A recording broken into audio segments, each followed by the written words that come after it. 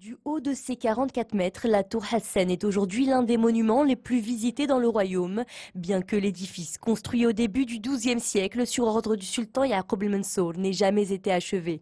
Aujourd'hui, la tour n'en est pas pour autant restée à l'abandon. Les travaux de rénovation débutés en mars 2015 sont même quasiment terminés.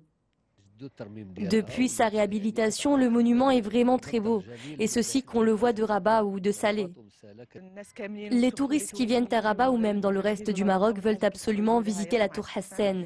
Nous en sommes fiers et on est aussi heureux de voir qu'elle a été rénovée. Près de 18 millions de dirhams ont été déboursés par les ministères de la Culture, de l'Intérieur, des Habous et des Affaires islamiques pour la réhabilitation de cette tour quasi millénaire dont l'authenticité a été préservée. Ces vestiges musulmans antiques sont très beaux. J'avais vu la tour avant sa rénovation et aujourd'hui elle est juste magnifique.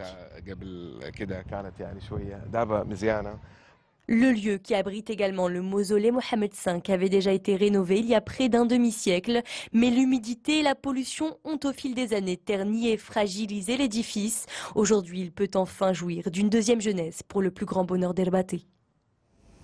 Pour terminer cette édition, cette célébration, ce lundi 20 juin,